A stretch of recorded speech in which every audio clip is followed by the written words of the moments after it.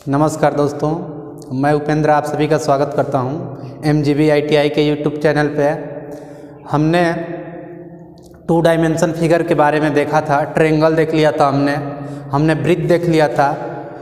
वृत्त में थोड़ा सा रह गया था, एक होता है वृत्ताकार छल्ला, उसके बारे में देखते हैं। उसके बाद हम देखेंगे वर्ग, स्क्वायर, आयत, रेक्टेंगल के बारे में देखेंगे। तो वृत्ताकार छल्ला के बारे में थोड़ा सा देखते हैं हम लोग कि वृत्ताकार छल्ला होता क्या है और उसका एरिया कैसे फाइंड करेंगे। एक ये वृत्त है जिसका केंद्र O है, इसकी ये बाहरी त्रिज्या कैपिटल R और आंतरिक त्रिज्या स्मॉल r है।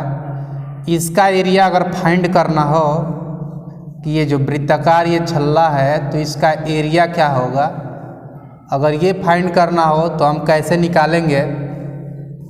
तो करना कुछ नहीं है, बाहरी वृत्त का क्षेत्रफल माइनस आंतरिक वृत्त का क्षेत्रफल। वृत्ताकार छल्ले का क्षेत्रफल, बाहरी वृत्त का क्षेत्रफल, तो वृत्त का क्षेत्रफल होता है पाई r स्क्वायर, तो pi capital R square minus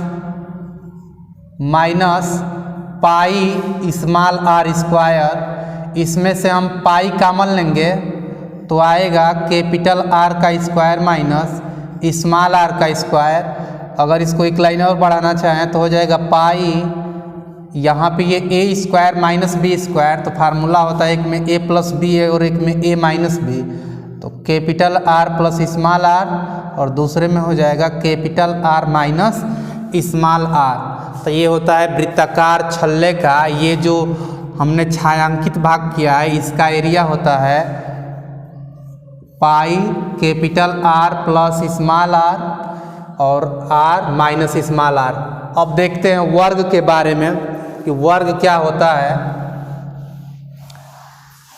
वर्ग के बारे में देखते हैं हम लोग। देखिए, वर्ग एक ऐसी आकृति जिसका प्रत्येक कोण 90 अंश हो और उसकी चारों भुजाएं बराबर हों, उसे हम आयत कहते हैं। इसके विकर्ण भी आपस में बराबर होते हैं। वर्ग का विकर्ण, दोनों विकर्ण बराबर होते हैं और वर्ग के विकर्ण एक दूसरे को समकोण पर काटते हैं। अगर इसकी ये भुजा अगर a है तो सब भुजा अगर का मान बराबर होगा, a ही होगा। तो अगर इसके हम पेरीमीटर यानी परिमाप की बात करें तो वर्ग का परिमाप के लिए हमने आपको बताया था त्रिभुज में जब पढ़ाया जा रहा था कि परिमाप होता है समस्त भुजाओं का योग। तो समस्त भुजाओं का योग यानी a को जोड़ेंगे a plus a plus a plus a, तो यहाँ से हमारा आ जाएगा 4a। तो वर्ग का परिमाप होता है 4a। अगर वर्ग के क्षेत्रफल की बात करें कि वर्ग का क्षेत्रफल क्या होता है, एरिया क्या होता है, तो क्षेत्रफल भुजा का स्क्वायर, क्षेत्रफल जो होता है भुजा का स्क्वायर, भुजा है हमारा a तो a का स्क्वायर। अगर इसका डायगोनल विकर्ण की बात करें हम, अगर ये विकर्ण अगर d है तो ये भी विकर्ण d होगा। अगर यह एक समकोण त्रिभुज है तो इसका मान यहाँ से ये पूरा अगर d है तो इसका आधा हो जाएगा आपका d/2 और यहाँ से ये भी हो जाएगा d/2। तो हम जानते हैं पाइथागोरस प्रमेय समकोण त्रिभुज में लागू होता है, हमने पढ़ाया भी है आपको इसके प्रीवियस वीडियो में। तो अगर हम त्रिभुज DOC की बात करें कि त्रिभुज DOC में हमने ये छोटा सा त्रिभुज लिया, इसमें कोण क्या है CD, तो CD का स्क्वायर हो जाएगा OD का स्क्वायर प्लस OC का स्क्वायर। OD का मान है हमारा कितना, CD का मान है हमारा A, तो A का स्क्वायर इक्वल टू d/2 का स्क्वायर प्लस इसका मान भी है उतना ही, तो d/2 का स्क्वायर। तो हमारा a स्क्वायर इक्वल टू निकलेगा यहाँ से, ये हो जाएगा d²/4 प्लस यहाँ से ये हो जाएगा d²/4। अगर हम इसको जोड़ेंगे तो ये हो जाएगा आपका 2d²/4, इससे ये कट जाएगा तो हो जाएगा डी स्क्वायर बाई 2। तो कभी कभी पूछता है विकर्ण से भी, तो अगर देखिए क्षेत्रफल है हमारा ए का स्क्वायर, हमारा यहाँ से आया है A square equal to D square by 2। तो इसका एक और क्षेत्रफल के लिए फार्मूला होता है विकर्ण का स्क्वायर बटा में 2। विकर्ण ही माना है हमने डी को, यानी डी स्क्वायर अपान 2। तो ये भी इसका फार्मूला होता है, यानी इसके क्षेत्रफल के लिए हम 2 फार्मूले यूज कर सकते हैं। जब भुजा दिया हो तो ए स्क्वायर, और जब भुजा न देकर विकर्ण दिया हो तो डी स्क्वायर बाई 2 विकर्ण होता है।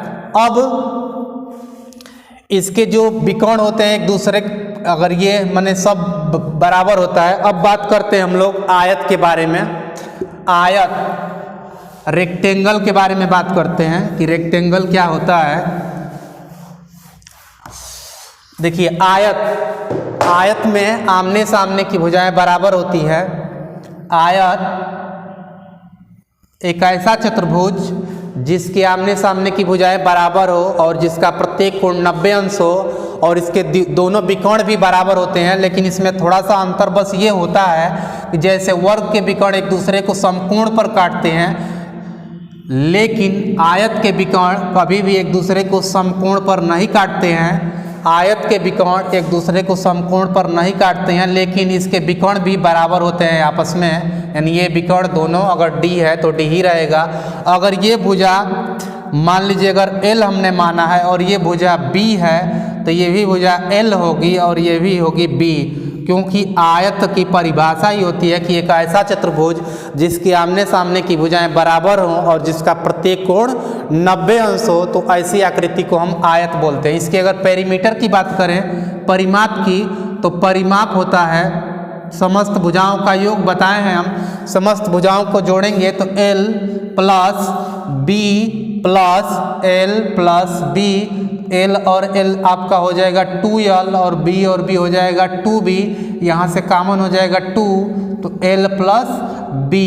तो वर्ग का पेरीमीटर आपका हो जाएगा 2 कोष्टक में लंबाई धन चौड़ाई। अब इसके क्षेत्रफल की बात करें हम कि इसका क्षेत्रफल क्या होता है, तो क्षेत्रफल आयत का क्षेत्रफल होता है लंबाई गुणे चौड़ाई, लंबाई गुणे चौड़ाई।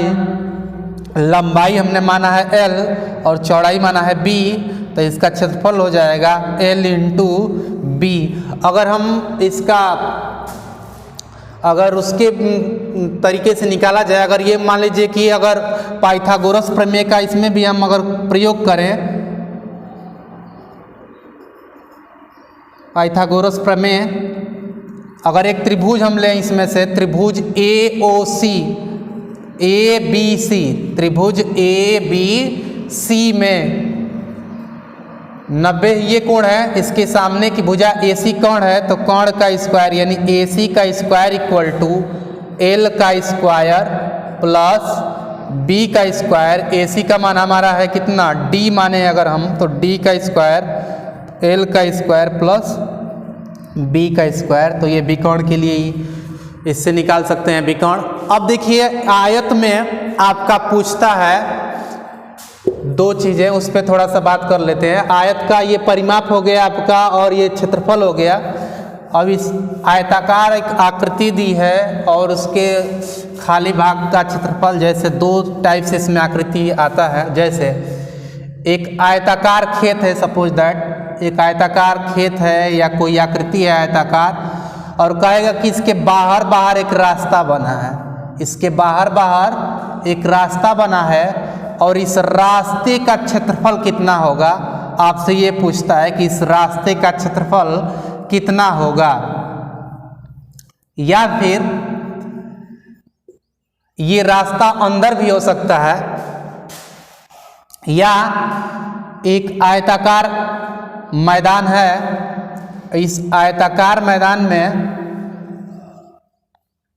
आपका ऐसे बना है, एक चौड़ी पट्टी है दोनों साइड से, या कहेगा कि इस चौड़ी पट्टी का एरिया कितना होगा, इस चौड़ी पट्टी का एरिया कितना होगा, ये फाइंड करना हो तो कैसे निकालेंगे, इन दोनों पे बात करेंगे हम लोग। देखिए एक आयत है जिसकी लंबाई है L और जिसकी चौड़ाई है B, और एक इसके चारों ओर स्मॉल एक्स चौड़ाई का एक रास्ता बना है और इस रास्ते का अगर क्षेत्रफल फाइंड करना हो तो कैसे फाइंड करेंगे। और एक आयत है यहाँ पे, इसकी लंबाई है मान लीजिए l, चौड़ाई है b, और ये एक पट्टी जो है इस पट्टी की चौड़ाई है x। तो अगर इसका एरिया निकालना होगा तो कैसे निकालेंगे, इन दोनों पे बात करेंगे हम लोग। तो पहले इस आकृति के बारे में बात करते हैं। देखिए, अगर रास्ता बाहर बाहर बना है तो अगर इस रास्ते का क्षेत्रफल निकालना है तो आपको बाहरी क्षेत्रफल में से अंदर वाला क्षेत्रफल घटा देंगे। यानी एक बाहर जो आयत दिख रहा है आपको, ये बड़ा सा, इसके क्षेत्रफल में से ये छोटे वाले आयत का क्षेत्रफल घटाएंगे तो इस जो छायांकित भाग है इसका क्षेत्रफल निकलेगा। और अगर इसमें बात करें हम, इसका क्षेत्रफल निकालना है, इस चौड़ी पट्टी का क्षेत्रफल निकालना है, इसके बारे में कैसे देखेंगे। तो चलिए इसके यानी छायांकित भाग का क्षेत्रफल बराबर बाहरी क्षेत्रफल, यानी बड़े आयत का क्षेत्रफल कह सकते हैं, बड़े आयत का क्षेत्रफल माइनस छोटे आयत का क्षेत्रफल।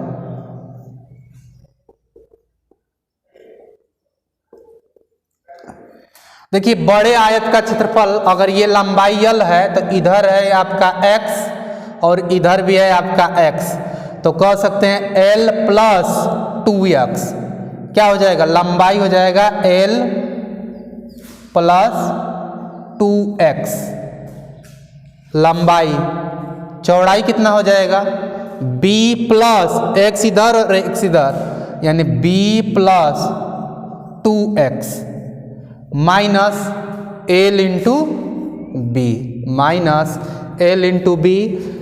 इससे आपका क्या निकल जाएगा, इसका क्षेत्रफल। तो यहाँ से अगर हम इसका मल्टीप्लाई कराएंगे तो यहाँ से आपका क्षेत्रफल निकल जाएगा। मान दिया रहेगा, जैसे मान लीजिए दिया है l का मान दे देगा 50, b का मान लीजिए दे दिया 40 और रास्ते की चौड़ाई दे दिया आपका, रास्ते की चौड़ाई दे दिया 10, मान लीजिए सब सेंटीमीटर में दिया है। बस यहाँ आप मान पुट करेंगे, l के जगह पे 50, b के जगह पे 40, तो यहाँ से आपका आ जाएगा। अब इस वाले आकृति का बात करते हैं हम लोग। इस छायांकित भाग का अगर क्षेत्रफल निकालना है तो कैसे निकालेंगे। मान लीजिए कि आयताकार आकृति है, इसके छायांकित भाग का क्षेत्रफल निकालना है तो छायांकित भाग का क्षेत्रफल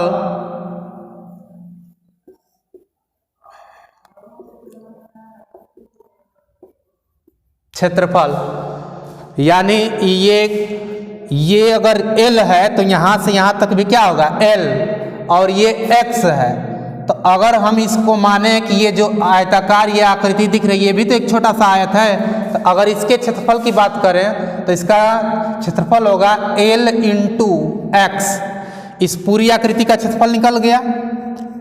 अब इसका निकालना हो तो इसके लिए कह सकते हैं कि ये पूरा यहाँ से यहाँ तक b है, b into x plus b into x. और इसमें एक बात ये देखना है कि हमने क्षेत्रफल ले लिया दोनों चौड़ी पट्टियों का l into x plus b into x, लेकिन यहाँ पे एक जो वर्ग बन रहा है, यहाँ पे एक वर्ग बन रहा है, ये आकृति इस क्षेत्रफल में 2 बार काउंट हुई है, तो इसको एक बार हमें घटाना पड़ेगा। तो इसका माइनस इसमें से कर देंगे, क्योंकि ये x है तो ये भी x हो जाएगा, तो x into x, x into x. तो यहाँ सब में हम देख रहे हैं कि x कॉमन है, तो x कॉमन ले लेंगे तो l plus B minus x। तो इसको ट्रिक के रूप में भी यूज किया जाता है। छायांकित भाग का क्षेत्रफल के लिए चौड़ी पट्टी की चौड़ाई, लंबाई, आयत की लंबाई प्लस आयत की चौड़ाई माइनस चौड़ी पट्टी की चौड़ाई निकालेंगे तो छायांकित भाग का क्षेत्रफल आ जाएगा। जैसे एक अगर क्वेश्चन की बात करें हम लोग, एक प्रश्न ले लें हम। एक आयत है जिसकी लंबाई 50 सेंटीमीटर, जिसकी चौड़ाई 30 सेंटीमीटर और पट्टी दिया है, इस पट्टी की चौड़ाई है मान लेते हैं 5 सेंटीमीटर। तो कहेगा इस चौड़ी पट्टी का कुल क्षेत्रफल कितना होगा, आप यहाँ पे पुट करेंगे x के जगह पे 5, l के जगह पे 50, b के जगह पे 30 -5, तो यहाँ से हो जाएगा 5, 50 और 30 80 -5, तो 50, 80 में से 5 जाएगा 75, इसका मल्टीप्लाई करेंगे 5 5 25 और 5 7 35 और 2 37, यानी 375 सेंटीमीटर स्क्वायर। तो ये आपका आंसर होगा। अब हम लोग आगे देखेंगे मेंसुरेशन में, तो बात करेंगे 3D के बारे में। इसके पहले वाली वीडियो में हमने त्रिभुज के बारे में जिक्र किया था, तो अब नेक्स्ट पार्ट में 3D के बारे में जिक्र होगा। जय हिंद।